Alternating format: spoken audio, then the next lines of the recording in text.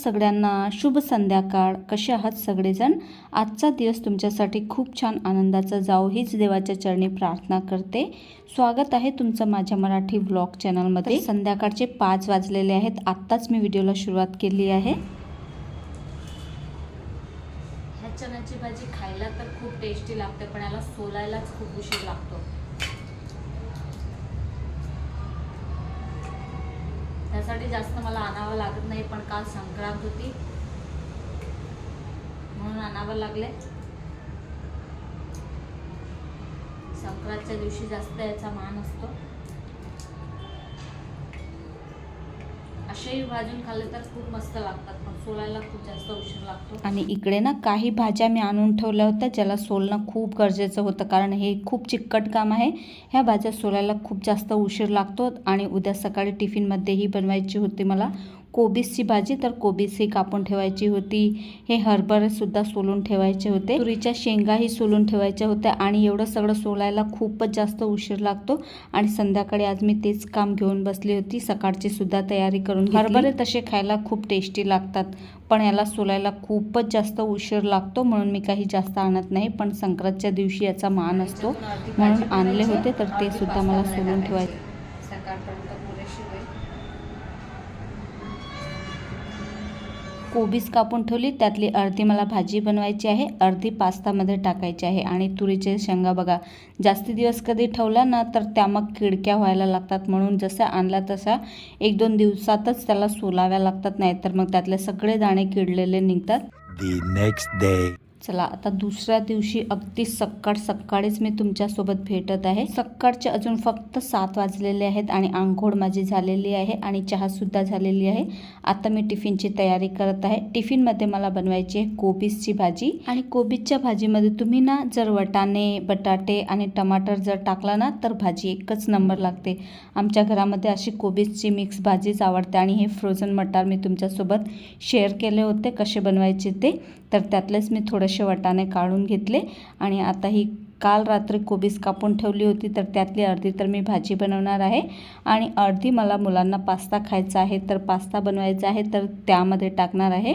अशी रात्री जर थोडीफार तयारी करून ठेवली तर सकाळी जास्त घाई गडबड होत नाही. मी तरी असंच करत असते नेहमी. आणि ह्या डब्यामध्ये तुम्ही कोबीस म्हणा, फ्लावर म्हणा किंवा कुठलीही भाजी जरी कापून ठेवली ना तर 8-10 दिवसापर्यंत तशीच राहते, अगदी जराही खराब होत नाही.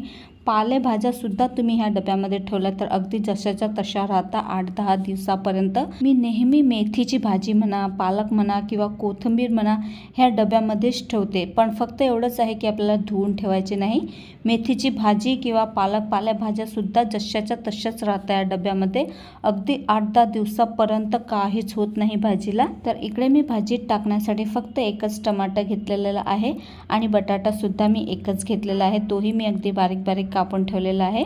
आता पहा, आपल्याला तेलमध्ये जिरा आणि मोहरीची फोडणी द्यायची आहे. त्यानंतर यामध्ये आपल्याला अद्रक, लसूण आणि मिरचीची पेस्ट घालायची आहे आणि हे सगळं मिक्स करून घ्यायचं. नंतर टमाटर घालायचं आणि मग ह्यामध्ये आपल्याला वाटाणे आणि बटाटे घालायचे आहे. जेवढे हवे असतील तेवढे वाटाणे आणि बटाटे घालायचे आणि याला मिक्स करून घ्यायचं. नंतर थोडा वेळ याला झाकून ठेवायचं आहे, कारण बटाका आणि वाटाणा शिजायला थोडासा उशीर लागतो ना, त्यामुळे अगदी 5-7 मिनिटापर्यंत याला झाकून ठेवायचं. तोपर्यंत मी इथं कणिकसुद्धा भिजवून ठेवली होती आधीच. आणि आता हे 5 मिनिटापर्यंत वाटाणे आणि बटाटे होतात, तोपर्यंत मी कणिकसुद्धा तिंबून घेतली. आणि मग बटाणे शिजायला काही जास्त उशीर लागत नाही. आणि 5 मिनिटानंतर लगेचच मग आपल्याला यामध्ये कोबीस घालायचे आहे. आणि कोबीस घातल्यानंतर फक्त थोडीशी हळद घालायची आणि चवीप्रमाणे मीठ घालायचं आहे. तुमच्या स्वादानुसार जेवढं मीठ हवं असेल तेवढं. आणि मग याला मिक्स करून घ्यायचं आणि मग फक्त 5-10 मिनिटापर्यंत याला झाकून ठेवायचं आहे. ही भाजी शिजायला जास्त काही उशीर लागत नाही, लवकरच होते. आता एकीकडे भाजी होते आहे, तोपर्यंत एकीकडे मी पोळ्या करून घेतल्या. आणि सकाळी सगळ्यात जास्त घाई गडबड टिफिनचीच असते. मग मुलांचं टिफिन म्हणा किंवा मग मिस्टरांचं टिफिन म्हणा. आता माझे मुलं तर मोठी झालेली आहेत, म्हणून मुलांचं टिफिन तर काही बनवावं लागत नाही, पण मिस्टरांचं टिफिन बनवावं लागते.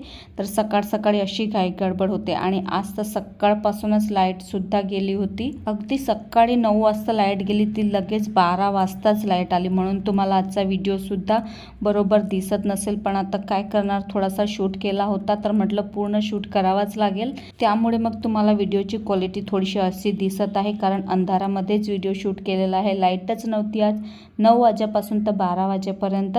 पण यापुढे मी आता लाईट गेली की व्हिडिओ शूटच करणार नाही, कारण हा व्हिडिओ मला स्वतःलाच आवडत नाही आहे, तर तुम्हाला कुठे आवडणार आहे. पण चला असो, कधी कधी अशा चुकाही होतात आपल्याकडून. आता शूट केलेला आहे तर अपलोड करावाच लागणार आहे. चला असो, इकडे मी आता पास्ता बनवण्याची तयारी करत आहे. पास्ताची रेसिपी मी बऱ्याच वेळा तुमच्यासोबत शेअर केलेली आहे, म्हणून आता काही शेअर करत नाही आहे. तर पहा, अगदी मस्त कलरफुल पास्ता बनवला होता मी.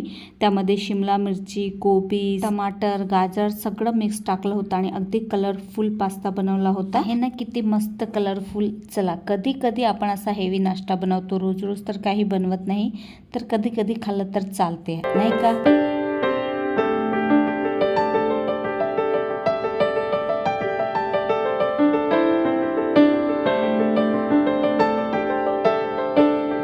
त्यानंतर मग सकाळची देवपूजासुद्धा करून घेतली. जोपर्यंत माझं टिफिन बनत नाही आणि घरामध्ये झाडू लादी पुसून नंतरच मी देवपूजा करायला सुरुवात करते आणि त्यानंतर मग मी बाकीची दुसरी कामे करते.